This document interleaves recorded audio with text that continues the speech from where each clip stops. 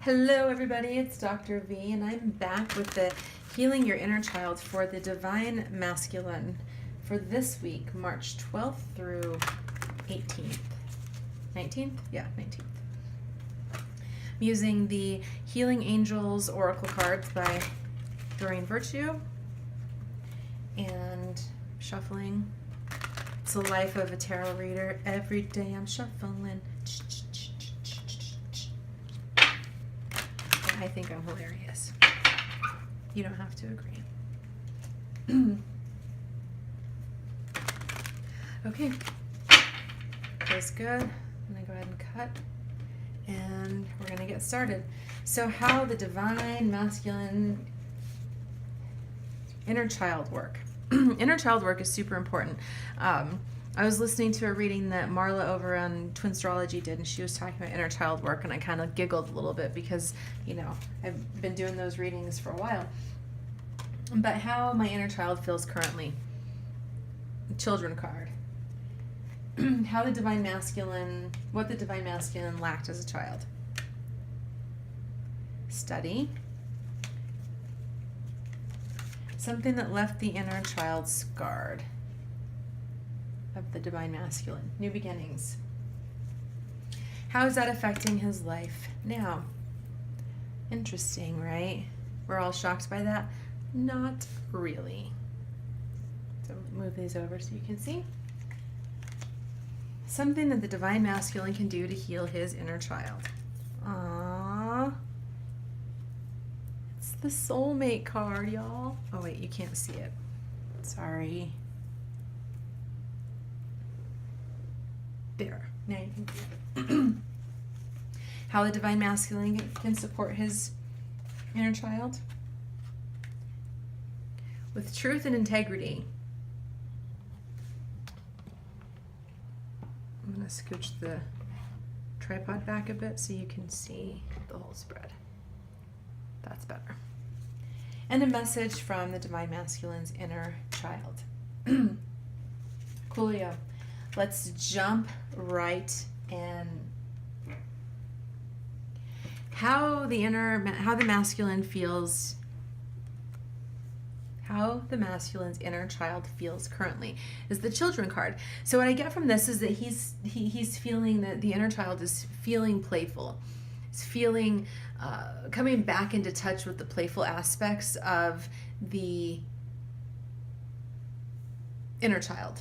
So the Divine Masculine is feeling some of that of his own inner child. So remember, I probably mentioned this before, but when you have trauma or issues in your childhood, you grow up too fast, right? You lose touch with your ability to play because you suddenly start becoming sheltered and guarded, and you need to learn how to take care of yourself, and you're not able to tap into that fun, loving aspect of yourself. And so I feel like some of the Divine Masculine is tapping into that playfulness. He is the inner child right now is really wanting some extra attention. So the inner child is kind of knocking at the door of the masculine's awareness and saying, you know, there's some stuff here that needs to be attended to. I need you to reparent me. I need you to be the dad that I never had. You know, and of course I'm using male-centric terms, but the masculine can be feminine as well. So you know how that is. I mean, the masculine can be female. It's energy we're talking about here, not gender. So the inner child of the masculine is saying, look, I need some extra attention here. I need you to do some work here. And the inner child is wanting the Divine Masculine to look at him, to look within and say, how do you feel? What do you need? What do you want me to do? And listen to that inner voice. So that is what the inner child is feeling currently. And so the next card is what the Divine Masculine lacked as a child. And it's an interesting card. Study. What does that possibly mean? Right? I mean, it seems kind of like a weird question. But what I'm getting from the study card is that what the Divine, Masculine was lacking as a child is that he didn't have people that took the time to help him to grow and to learn, and they didn't really cultivate who he is. So I get the sense that he was sort of left on his own. So he did a lot of his own homework on his own. He was kind of maybe a latchkey kid, didn't have a lot of support, didn't have a lot of people that were investing a lot of time and energy into him. And so because of that, he sort of had to learn as he went. And so learning as you go as a young person is challenging, because I'm thinking about, just think, how do you become a man, or how do you become a woman if you don't have somebody to teach you what it means? Like, I'm thinking about the young people that are encountering or navigating puberty and whatnot by themselves and don't have an adult to help them, and how difficult that is. And that was something that he experienced, is that he didn't have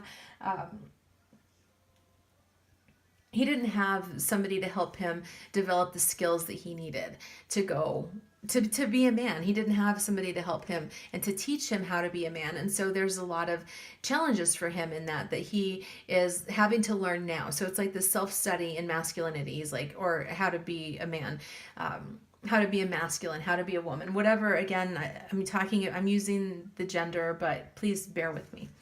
I'm going to work on becoming more neutral in that language, but in the meantime, bear with me. And so right now, what he lacked is that ability, or that someone to cultivate and help him to learn that, and he's learning it now. And it's challenging. It's challenging as an adult to learn that those things, right? It's like, how do you begin? Where do you even start when you're grown up, when you're an adult learning things that you should have learned as a child? So something that left his inner child scarred was new beginnings. So what I'm getting from this is that there were some things that happened. Maybe it was some kind of new beginning that happened that really left him, that harmed him a lot. And so it could have been like a really contentious divorce between the parents. It could have been moving out of the state into a different school district. It could have been something like that happened that really left him with some big issues, because he didn't have the solid self-identity going into this new beginning. And so when you go into a new beginning and you don't have a solid identity and don't know who you are, it can be a really a time of upheaval, and it can really cause a lot of difficulty and a lot of challenges for a person in that situation. So that's what I'm getting, is that there was some sort of new beginning, some sort of almost like what I would consider a tower experience, where things fell apart and he had to start over again, and didn't feel like he had the skill set to do that. And how it's affecting him today is in his romantic life. Because he is afraid of new beginnings, because of this new beginning was so traumatic and so difficult for him as a young person, that allowing himself to have new beginnings now and to step into more of a divine love connection is terrifying for him. It's scary for him, and it's keeping him from being able to move into the things that he really wants. So it's blocking the love and romance that he is desperately craving, but is actively blocking because he's afraid of it. He's afraid of new beginnings. He's afraid that if he starts a new beginning, that there will be other people that may be impacted by it. And that is particularly true if the divine masculine in this particular case has children, that he is very conscious of that this new beginning of romance could have an impact on any current children that he may have, and it's causing him to really hesitate to take those steps. So something that he can do to support his inner child, or to heal his inner child, actually, is soulmate, which is just beautiful, right? I mean, it's just a beautiful card. But what it's saying here, what the message is saying is that you actually will benefit by allowing yourself to receive the soulmate. So I get the sense that that the masculine kind of maybe at some point said, "Oh, I really wish I had maybe not even soulmate. That might not even be the language that was used, but it was this soul cry for his divine counterpart to show up. And the universe heard it and answered. And then now he's like, oh crap, what do I do with this? Because I I called it in, but I don't know what to do with it. And so I get that sense that that is sort of what he's here experiencing right now. But